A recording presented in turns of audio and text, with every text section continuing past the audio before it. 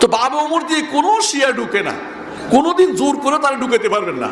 তা আমার ওস্তাদে বলে আল্লাহে তিবতা ইয়া ওমর হাইয়ান ওয়া মাইয়িতান, হে ওমর জীবিত মৃত সর্ব অবস্থায় আল্লাহ তোমাকে ভালো করছেন, তোমার দরজা দিয়ে জীবিত অবস্থায় তোমার কাছ দিয়ে শয়তান হাঁটে নাই, মরার পরেও শিয়া শয়তানগুলি তোমার দরজা দিয়ে হাঁটে না। বুঝছেন তো কথাটা? মানে এই দরজা দিয়ে ঢুকে না কেন? কিন্তু ওমরের দরজা দিয়ে ঢুকবে না তারা। তো বুঝতে পারছেন, ওমর রাদিয়াল্লাহু যা করেছে তার বিরুদ্ধে তারা করে।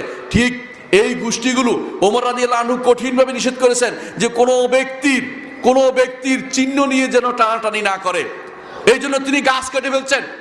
তিনি মক্কা থেকে মদিনা একবার যাচ্ছে, মদিনা থেকে মক্কা যাচ্ছিলেন, দেখেন যে কিছু মানুষ গাছের নিচে যায়, একটা গাছের নিচে যায়। তো তিনি বলেন এই গাছটা কিসের গাছ রে, কিসের গাছ? কয় তারা বলে রসুল এখানে বসছিলেন। কয় তাই নাকি, আচ্ছা তোমাদের দেখাচ্ছি মজা। তারপর তিনি কি বললেন? কয় যে এই যাও গাছটাকে গোড়াসহ উল্টে ফেলে নিয়ে যাও। এখন নিয়ে গেছেন, আশেপাশে আরো অনেক গাছ লাগাই দিয়েছেন, এখন আর গাছের